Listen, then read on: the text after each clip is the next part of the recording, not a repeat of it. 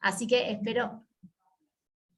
Estamos grabando. Ahora ya estamos entonces en este webinar que, como yo les dije anteriormente, vamos a grabarlo, y es un honor para mí estar acá con dos grandes educadores que tienen muchísima experiencia. Estoy hablando, por supuesto, de Claudia Piñón, quien es directora de Maple Bear Chihuahua. Hola Claudia, buenas tardes, y también de mi gran querido Gabriel Scheid, que nos saluda desde Argentina. Hola Gabriel, director de Global School y fundador también de The Learner Space. Hola Gaby. ¿Cómo va? Buenos días a todos, buenas tardes a todos, mejor dicho. Buenos días, buenas tardes, buen comienzo de otoño para el hemisferio sur, buen comienzo de primavera. Exacto, ¿no? No, Claudia, todavía la verdad es que la primavera... Verano, muy bien. Bueno, antes de comenzar y darles la bienvenida a aquellos que se están sumando, voy a poner un poquito de contexto en la conversación de hoy. Hoy vamos a hablar de las tareas y me parece importante hablar de ese acuerdo a qué denominamos tareas. Cuando hablamos de tareas hablamos de aquellos deberes que los alumnos han recibido históricamente y en la escuela tradicional que hasta se consideraba un castigo, ¿no? Esta tarea que los alumnos tenían que hacer después del colegio. Así que, ante esa idea de tareas, primero quisiera saber cuál es la opinión tuya, Claudia, desde tu posicionamiento, cuáles tus perspectivas hacia las tareas o deberes escolares. Y después le vamos a dar el tiempo, por supuesto, también a Gabriela. Así que, Claudia, te escuchamos. Gracias. Buenas tardes a todos. Es un gusto tenerlos aquí.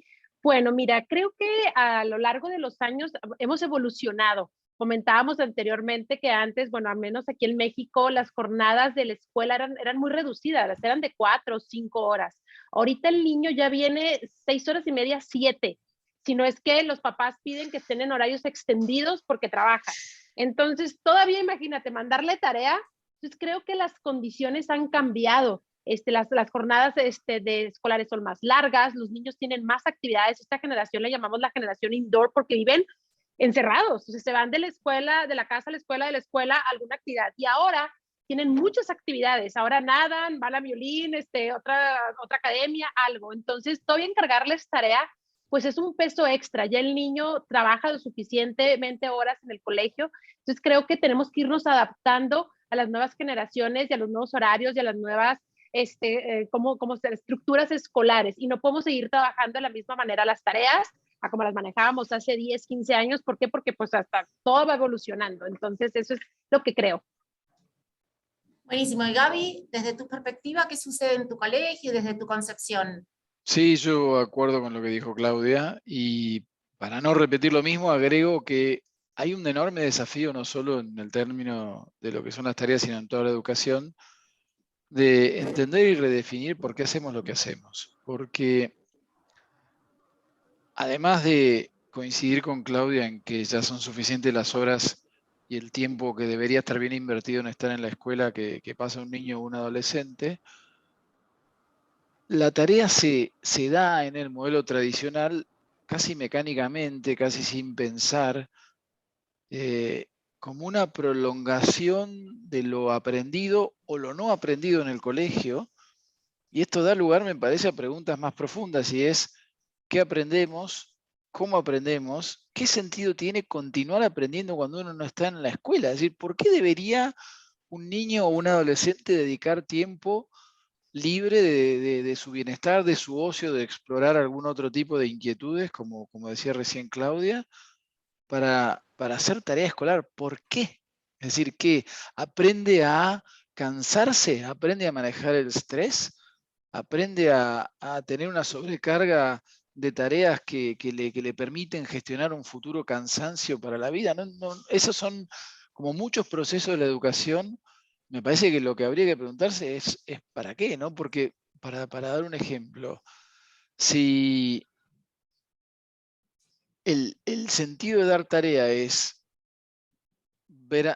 hacer una actividad que atienda al bienestar y que esté relacionada con el aprendizaje, en buena hora. Si es hacer una repetición mecanística de lo mismo que se aprendió en el colegio, ¿para qué?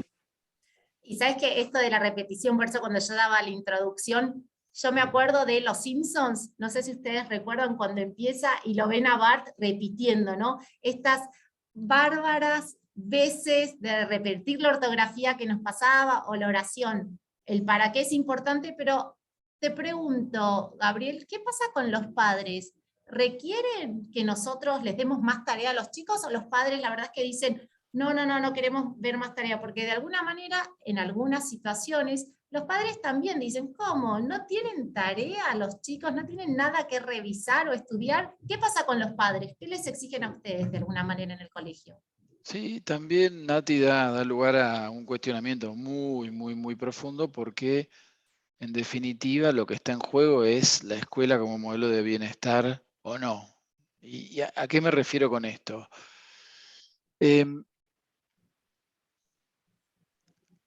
Todos como padres lo que deseamos es que nuestros hijos sean felices y que puedan alcanzar una plenitud y un estado de bienestar y crecer sin traumas y evitándole la mayor cantidad de sufrimientos posible.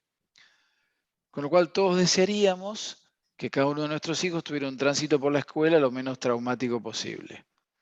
Pero cuando eso se da, se activa como un reflejo interno de que muchos de la generación nuestra la pasaron mal en el colegio, y se activa un miedo de, uy, si no la está pasando mal, si no está cansado, como decías vos, si no tiene tarea, no está aprendiendo. Algo no están haciendo bien, porque el que no sufre no aprende. Y ese es el mayor prejuicio contra el que tropezamos los que tratamos de desarrollar modelos de escuela donde el aprender y el aprender con profundidad y el ser desafiado no es incompatible con el bienestar. Es decir, uno aspira a una vida equilibrada como adulto, lo que uno quiere para sus hijos. Y la vida equilibrada consiste en poder transitar distintos momentos con distinta intensidad. Esto no quiere decir que nunca haya que realizar una tarea. Quizás cuando haya un proyecto que entregar, cuando haya alguna fecha, una exhibición o algún acto o algo que haya que preparar, quizás ahí sí se justifica porque eso sí nos prepara para la vida. En la vida sí hay momentos de presión a los que tenemos que hacer frente. Ahora, como sistema, por el hecho de estar ocupados, de ocupar el tiempo a los niños, me parece que ya a esta altura, como muchas otras cosas en la educación, está totalmente superado. También ahora le voy a dar el tiempo a Claudia para que responda también cómo ella trabaja con sus padres, su comunidad educativa, con las tareas, pero también cuán importante es crear en nuestros colegios estos entornos de aprendizaje que permiten que los chicos sean felices y también desarrollen sus talentos, no solo desde la repetición, sino justamente descubriendo en qué soy bueno, qué habilidad puedo desarrollar con el otro, ¿no? Con el trabajo colaborativo con los alumnos, con mis pares, con mis amigos. Tenemos una pregunta de Samsung, no sé quién es, ahora le vamos a dar cabida a esa pregunta, por supuesto, pero primero, Claudia, ¿qué opinas vos? ¿Qué pasa en tus colegios con la comunidad educativa y las tareas? Los padres, ¿qué dicen? ¿Qué pasa? Gracias. Creo que, como dice Gaby, estamos en una transición. Ahorita yo tengo padres tradicionales y padres modernos que dicen, por favor, ya, o sea, el niño tiene otras actividades en la tarde y es una pesadilla para mí hacer la tarea, porque no quiere, porque está cansado, porque yo trabajo, llego en la noche a quererlo poner a hacer la tarea, es imposible, el niño ya está cansado, entonces hay como muchas cuestiones, ¿no? Pero sí hay gente que te dice, ¿cómo no tareas? Y cómo le inculcan la responsabilidad al niño. Entonces ahí están las falsas creencias de las que habla Gaby y creo que lo único que tenemos seguro ahorita hoy en día es que algo va a cambiar. Entonces no podemos seguir trabajando las tareas igual para todos. ¿Por qué? Porque cada niño es diferente y no es que personalicemos, no es que quitar las tareas, como dijo Gaby, las vamos a quitar para siempre. No, pues es que no es que no existan o no es que no hayan. Es una home practice para que el niño practique en casa, pero si hay un proyecto, si hay algo, la responsabilidad se puede ver en el salón de clases. Puedes encargarle leer un libro, puedes encargarle platicar con sus papás a vida de la vida familiar, a vida, no sé, estás viendo sumas, restas, a ver, suma las edades en tu casa, réstalas, multiplícalas. Entonces, algo que sea más atractivo, fácil y que realmente haya pues una conexión. Sin embargo, la repetición, creo que como comentamos ahorita, pues volvemos a lo mismo, ya van muchas horas a la escuela. Creo que ahorita tenemos que ir evolucionando los maestros y dejando, si tú, niño, tienes alguna necesidad en particular, no sé, con lectoescritura, bueno, a ti te doy una tarea o algo específico y aparte tengo un seguimiento contigo, porque con tus papás de lo que tenemos que trabajar para que tú sobresalgas y más ahora regresando de pandemia, que cada papá hizo lo que pudo desde su casa. Entonces, pues no traen el mismo nivel. Entonces, ahorita tenemos que asumir esa responsabilidad y dar una atención personalizada. Yo creo que cada niño tiene talentos y cada niño es valioso por lo que sí puede hacer, no por lo que no puede lograr. Hay que enfocarnos en lo que sí pueden lograr, en lo que sí son, en lo que sí hacen bien, para que lo demás florezca naturalmente. Entonces, las tareas tienen que ir en lo que queremos nosotros reforzar. Nosotros lo manejamos de lunes a jueves, no más de 20 minutos, ya el viernes, pues el fin de semana vamos a pasarnos la padre, pero vamos hacia las no tareas. ¿Por qué? Porque aparte tenemos que distinguir, los niveles son bien diferentes. Hay escuelas que encargan tareas en kinder, que dices tú, ¿cómo? ¿Por qué? Y no es lo mismo un niño de primero de primaria a un niño de quinto de primaria, de sexto de primaria, ya vaya a high school o a middle school, es totalmente diferente. Entonces, los proyectos ya no, entonces creo que ahí es donde tenemos que empezar a personalizar y distinguir lo que les vamos a pedir a nuestros alumnos y a nuestros niños que hagan en casa.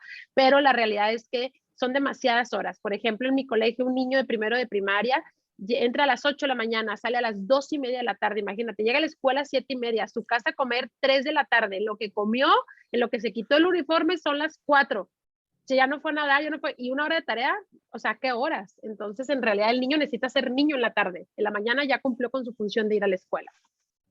Tal cual, lo que hablas claramente hace referencia a la diferenciación, ¿no? Hace esta idea de lo que le brindamos al alumno según su ritmo de aprendizaje y también de acuerdo a sus talentos y estilos de aprendizaje. Y les consulto a ambos, con esto de la pandemia hablamos mucho de flipped classroom, ¿no?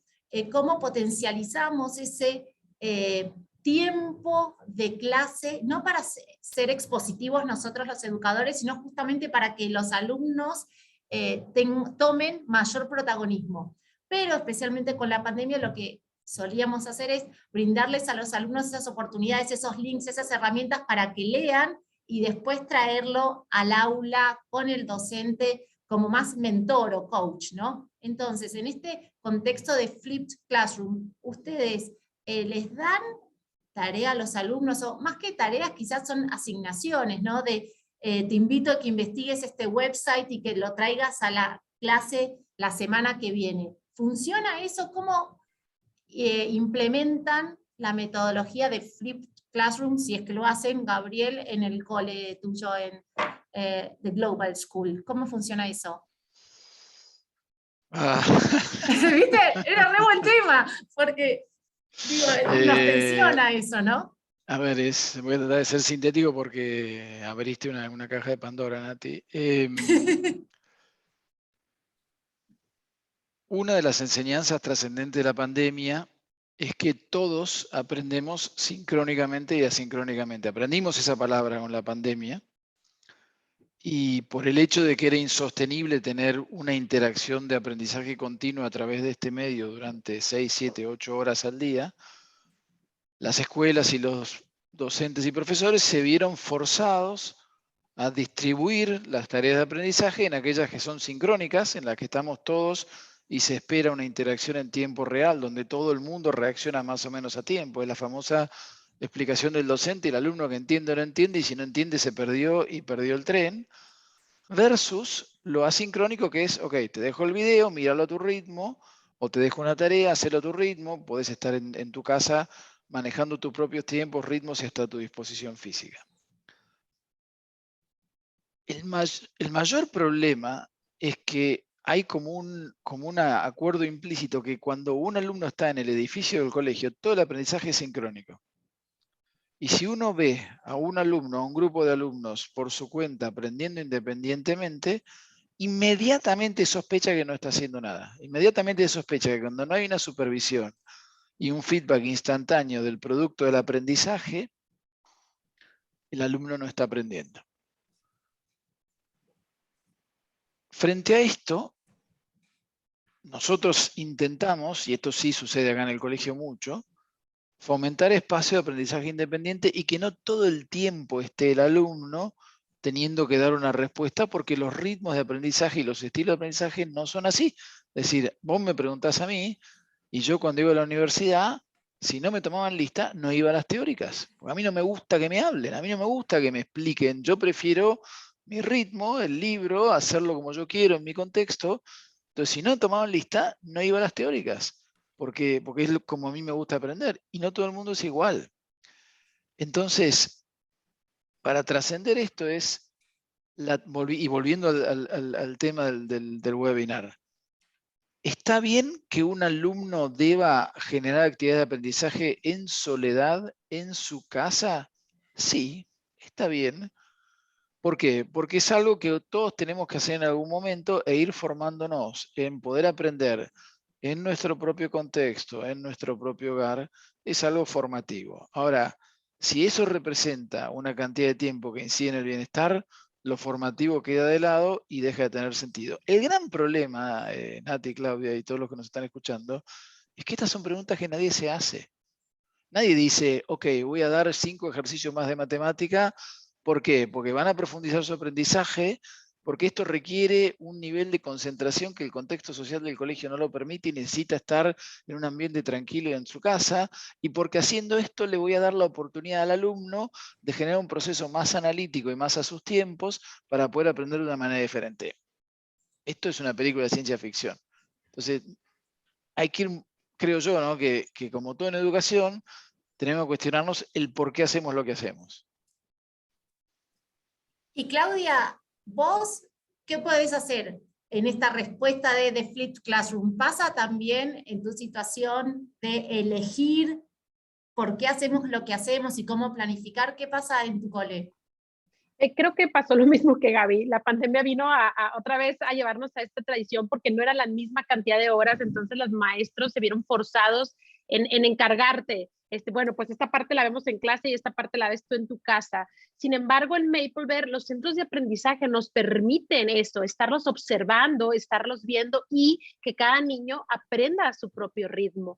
Entonces, creo que Maplebear nos abre esta ventana de oportunidades como maestros a la observación, a que el niño trabaje de manera independiente, a que sea autónomo. Entonces, al estar trabajando, porque si nos vamos a la base de la educación, que es yo hago, todo hacemos, tú haces, en los centros de aprendizaje pues se permite eso. ¿Por qué? Porque ya la maestra ya dio la explicación, ya hicimos todos juntos, ahora cada quien está trabajando en su mesa de manera grupal o individual, según sea la actividad. Entonces tú puedes observar que ese es un tiempo valiosísimo para el maestro, y ahí es donde dices tú, noté que Pedro no puede hacer bien la letra, que no tiene direccionalidad, y entonces ahí le mandas un recadito a su mamá y le dices, señora, le encargué esta página porque veo que estamos batallando, me gustaría que practicaran esta semana y vamos viendo cómo va evolucionando, yo lo voy a seguir trabajando en clase. Y ahí es donde lo personalizas, pero no es todos hagan ejercicios de lateralidad porque Pedro está mal, ¿no? Entonces, primero necesitas tener el tiempo en clase de observar para ver la necesidad específica de cada niño y luego poder encargar algo. Pero yo creo mucho en que el niño ya debería de tener tiempo libre en la tarde. Ya van como si fuera un trabajo. Nosotros trabajamos 8 horas, el niño va 7 a la escuela, entonces dices, supérame tantito. Y nosotros dicen, a ver, hay que tener paz mental, los que trabajamos, que ya no hagan nada, que se desconecten del trabajo. Bueno, ¿y el niño cuándo se desconecta de la escuela? Si todavía tiene que llegar y siéntate 2 horas.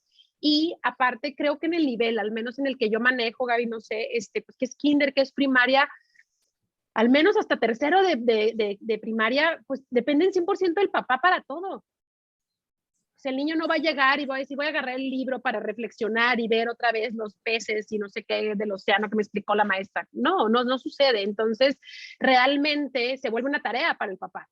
Entonces ya es muy diferente en les digo, quinto, sexto, year 7, ya es totalmente diferente. Estás hablando con jóvenes y ya cambia. Entonces es donde tenemos que personalizar. No es lo mismo primero de kinder, segundo, porque primero de primaria. Entonces vamos evolucionando, vamos cambiando, y nosotros como maestros y como educadores tenemos esta responsabilidad de ir viendo lo que necesitan nuestros alumnos. Y si un niño necesita hacer una práctica en casa, pues lo necesita y es necesario para su desarrollo, pero no tiene que ser igual para todos. Entonces, Claudia, hablamos nuevamente de diferenciación, muy importante de acuerdo a lo que necesita cada alumno, de acuerdo a sus estilos y su ritmo de aprendizaje. Con Gabriel también hablamos de el bienestar socioemocional alineado con lo académico, ¿no? Con las cargas que tenemos y que ofrecemos como un contexto significativo en el colegio. Hablamos de los padres también, que nos demandan cuestiones de necesita revisar o no. Y ahora les propongo hablar de los docentes. En cuanto a la formación de los docentes y en cuanto a los docentes o maestros, profesores que trabajan con ustedes, ¿cómo ellos perciben la tarea? ¿Que la tienen que corregir, que es una carga o que necesitan realizar asignaciones? ¿Cuál es la perspectiva de los docentes como para incluir ya a todos los miembros de la comunidad? Gabriel, ¿te pasa que tengas algunos maestros que son más hacia pro tarea y otros quizás hacia esa tarea más diferenciada? Me pasa de todo, Nanti. ¿Quieres que te cuente? Por eso, porque en los colegios nos pasa todo, ¿no? Exacto. Sí,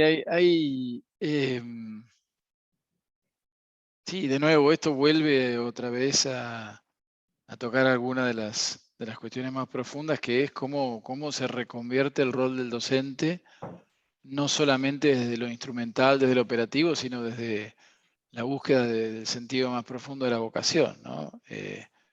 Porque ¿qué hace que un docente, este docente, sí, existen docentes que son más propensos a la respuesta, sí, hay docentes que son más propensos a dar tarea,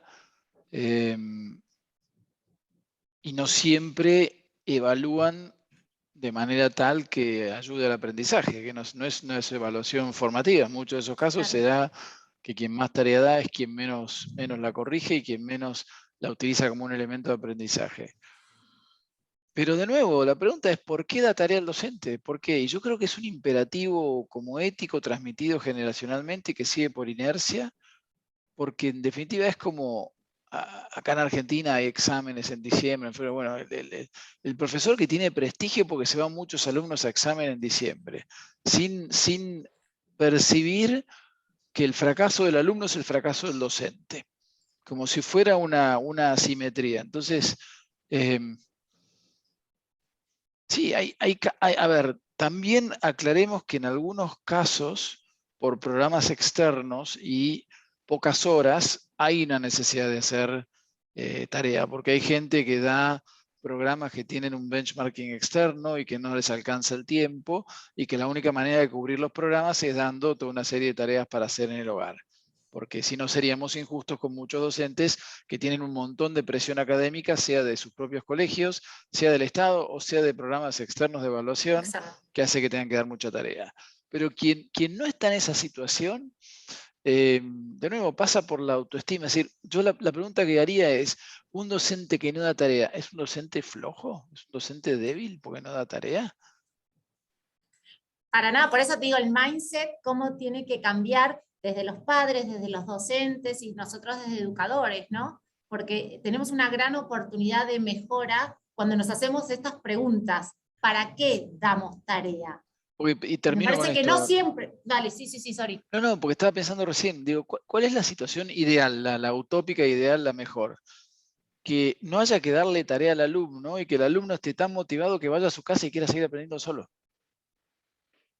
Sabemos que es muy difícil, motivación, si uno pudiera lograr la situación absolutamente ideal, sería, ok, yo no te digo nada, pero quedó tan entusiasmado que por su cuenta va a investigar en internet, va a estudiar o va a leer.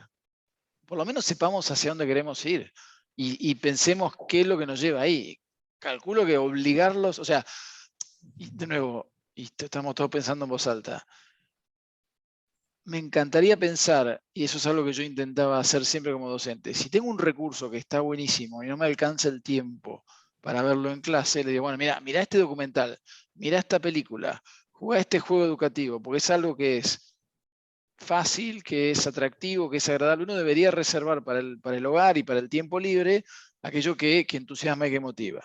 Pero bueno, fácil esas decirlo. Actividades, no, motivacionales que también incluyen a la familia, digo, para hacer como más sólida esta alianza, entonces el padre también se engancha en el documental de dinosaurios, por ejemplo, ¿no? ¿Por qué no pensarlo así? Claudia, ¿qué opinas de esto en cuanto a los docentes? ¿Qué te sucede en tu institución educativa Maple Bear, Chihuahua? Gracias, Nati. Pues igual que Gabriel, tengo de todo, hay como en botica, ¿no? Hay maestros tradicionales que dicen, claro que sí, la tarea, porque es la responsabilidad del niño, del papá y no sé qué. Y hay maestros que dicen, no, no, pero pues porque yo no quiero trabajar, y otras que dicen, no, pero tiene que ser personalizada. Entonces creo que vamos evolucionando, ¿no? O sea, también el maestro va aprendiendo, va viendo, pero nosotros como cabezas de colegios creo que tenemos que hacer lo que dice Gabriel, buscar, creo que la motivación va en cascada. Si tú como, yo como directora no estoy motivada, que el niño y estoy entusiasmado a que aprendamos más cosas, pues el maestro no va a estar entusiasmado. Y si el maestro no está entusiasmado, pues el niño no se va a entusiasmar ni se va a motivar. Entonces hay que empezar por nosotros. Y algo bien importante pues, es la automotivación, ¿no? Entonces, ¿cómo motivas a los niños a que estén automotivados y quieran aprender más? Porque si tú le preguntas a un niño, es una encuesta, ¿qué le gusta la escuela? Pues la mitad te dice que a ninguno, o sea, no nos gusta. Entonces, hijo, dices tú, espérame, ¿cómo le explicas que ahorita esta generación, pues doctorados y quién sabe qué más, van a tener que pasar estudiando el resto de su vida? Porque todo está cambiando, entonces van a tener que vivir actualizados. Entonces, qué padre que tengan pasión. Yo creo que eso es algo que hacemos en Mapleverde, inculcar pasión por el aprendizaje, por la presentación. Como bien dijo Gaby, imagínate, vimos, no sé, animales del océano y llega el niño y la tarea es preguntarle a tu papá si conoce o qué sabe de los animales del océano. Entonces ya estamos cenando, ya involucro a mi papá, ya involucro a mi mamá, ya les pregunté, entonces ya se vuelve otra mecánica diferente, ya no es siéntate ya 27 veces la tabla del 8, o repite no sé qué. La repetición yo no estoy segura que sirva para mucho. Concuerdo mucho en que hay que preguntarnos para qué, pero cada docente, porque cada niño y cada grupo es diferente y a veces, por ejemplo, en México se usa, no sé, allá en Argentina o en otras partes de Sudamérica, pero que tengamos 2, 3 años al maestro en el mismo grado escolar y luego ya los cambiamos. Entonces vas evolucionando, por ejemplo, y dices tú, ok, este año di primero, el año que te voy a dar primero, entonces tú, cambias, qué hice bien, qué hice mal, y pues modificas tú como maestro, pero el grupo es totalmente diferente, entonces lo que te funcionó a lo mejor no te va a funcionar ahora, y hay que basarnos en principios básicos. Por ejemplo, educar es sacar de adentro. El niño ya trae talentos, el niño ya trae información, entonces sácala, potencialízala y hazla motivante para ellos, para que quieran seguir aprendiendo sobre cuestiones de la vida en general, no nomás sobre su educación, porque si no vinculamos la educación con la vida cotidiana, el niño se aburre, porque como, ¿para qué quiero yo saber sumar? ¿Para qué quiero saber leer si mi mamá me traduce todo? Entonces, cuando lo motivas a que por esto, si sabes leer, vas a aprender esto y vas a saber esto, y si sabes sumar, entonces dices tú, wow, sí quiero. Entonces es donde el niño se suma y en donde el niño está motivado a querer él saber más. Y eso es lo que tenemos que llegar en la educación hoy en día. Y maestros, pues hay de todos. Entonces hay que echarle muchas ganas para todos llevarlos a maestros motivados. Bueno, cuando varios temas, como para ya finalizar, ante tu pregunta, en Argentina la verdad es que se suele tener el docente por año y después cambiarlo al año siguiente, no se acompaña tanto al mismo docente. Después, el segundo comentario que me gustaría hacer es tal cual en cuanto a la pasión por el aprendizaje, y tiene que ver mucho con cuando hablamos de este contexto de la cuarta revolución industrial, del desarrollo de las habilidades de autogestión, ¿no? Que los alumnos también se conozcan cómo pueden automotivarse y así desarrollar la agencia, esa idea de tener voz y elección, y que sepa que la resiliencia es importante y cuánto lo hemos aprendido especialmente en el COVID.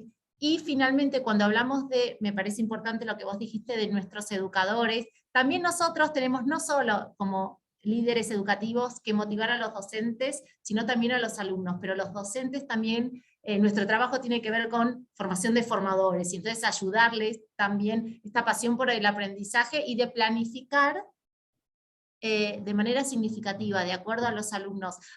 Ya estamos en hora, así que ¿algún otro comentario o reflexión final, Claudia, que quieras hacer para terminar, digo, en esta situación que estamos hoy los educadores revisando nuestra práctica áulica constantemente para dar respuesta a estas necesidades post-COVID también, ¿no es cierto?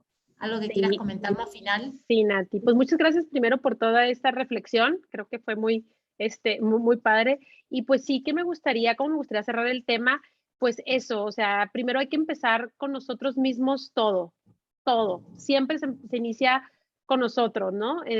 Si queremos un mundo mejor, pues empieza barriendo el frente de tu casa y vamos a ir mejorando el mundo. Entonces, si queremos cambiar la educación, hay que desaprender para volver a aprender. Las generaciones ya cambiaron, entonces nosotros tenemos que cambiar nuestra forma de enseñanza y enseñarlos a los maestros, a los papás, a los niños, pues todas estas habilidades y competencias. Entonces, creo que es un gran reto y más después de pandemia. ¿Por qué? Porque el maestro quiere seguir su curso, o sea, quiere seguir Y no, espérame, no es cierto. Fueron 2 años, o sea, 2 años en donde estuvimos en pausa, en donde todos los niños, pues cada quien estuvo como pudo, así literal, sobreviviendo en su casa. El niño no tiene la culpa, ni el adulto, nadie tiene la culpa de lo que estamos viviendo. Entonces, ¿qué tenemos que hacer? Asumir nuestra responsabilidad, educar con amor y empezar con nosotros mismos, ser pacientes con nosotros mismos, aprender a valorar esta profesión porque realmente causamos un impacto en estas criaturitas, que el futuro son ellos, pero el futuro está en nosotros porque nosotros nos estamos formando. Tal cual, revalorizar el rol docente y también entender que la escuela no solo es la organización donde se enseña a nuestros alumnos, sino donde aprendemos. A la escuela como organización que aprende constantemente. Gaby, un último comentario, reflexión final que quieras compartirnos. Sí, acompaño lo que acaba de decir Claudia, lo que acabas de acotar vos, Nati. Creo que no somos conscientes de la importancia de cuidar al docente, sobre todo en toda Latinoamérica. Es una profesión socialmente muy poco considerada,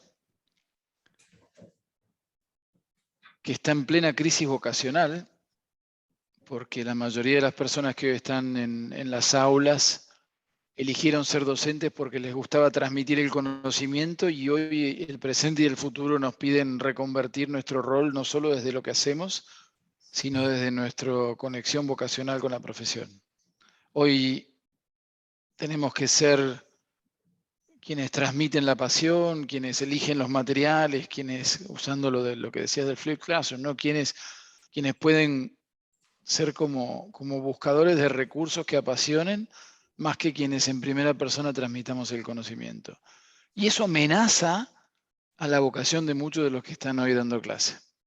Si a eso le sumamos que hay una muy baja autoestima colectiva de la profesión en Latinoamérica, que no está socialmente bien considerada, tenemos una crisis en ciernes, y es desde lugares como estos donde podemos intentar rescatarlos. Entonces, creo que tenemos que unirnos todos en generar no solo mejores condiciones de trabajo, sino también en jerarquizar el rol, en darle a los docentes la importancia que merecen y ayudarlos a reconectar con la profesión, con la vocación, porque si no nos vamos a quedar sin docentes dentro de muy poco tiempo. Es una especie en extinción si no logramos reconvertir el sentido vocacional más profundo del vínculo con la docencia. Absolutamente, y creo también que tenemos una gran oportunidad de ser mentores, de ser coaches de nuestros docentes y de inspirar, no como grandes epopeyas, sino de revalorizar lo que hacemos, porque cada día que estamos con un alumno, estamos impactando a ese alumno, a esa familia, y me parece que en eso somos un privilegio, tenemos el privilegio del impacto social, y ojalá todos los que estamos hoy nos sintamos con esas ganas, aun cuando tengamos que corregir mucho, tengamos muchas reuniones de padres o tengamos algún chico como más difícil que otro, y ponernos a sus órdenes. Desde mi rol de directora de Maple Bear, siempre es un placer compartir este café virtual con educadores que nos sirvan a repensar. Les agradezco infinitamente, Claudia, tu tiempo, absolutamente lo mismo para Gabriel y a todos los participantes. Estamos a sus órdenes, vamos a subir por supuesto el video a nuestro canal de YouTube, que es Maple Bear Latam. También nos pueden seguir en nuestras redes sociales, y si quieren enviarnos un mail a colegios@maplebearlatam.com, y cualquier cosa me buscan, si no, y junto a Claudia y a Gabriel vamos a estar más que contentos en responder sus preguntas. Muchas gracias y cuídense mucho. Claudia, te dejo a vos que te despidas y después a Gabriel. Un placer estar aquí, gracias por todo, y pues ojalá y se repita, y cualquier cosa seguimos a sus órdenes desde Maple Bear, Chihuahua, México. Buenas tardes. Gaby. Bueno, saludo y agradezco desde Buenos Aires, Argentina, y nada, sigamos todos tratando de cambiar la educación, que es súper necesaria. Tal cual. Bueno, estamos en contacto. Muchas gracias a todos. Gracias. Cuídense mucho. Besos. Chau, chau. Bye. Gracias.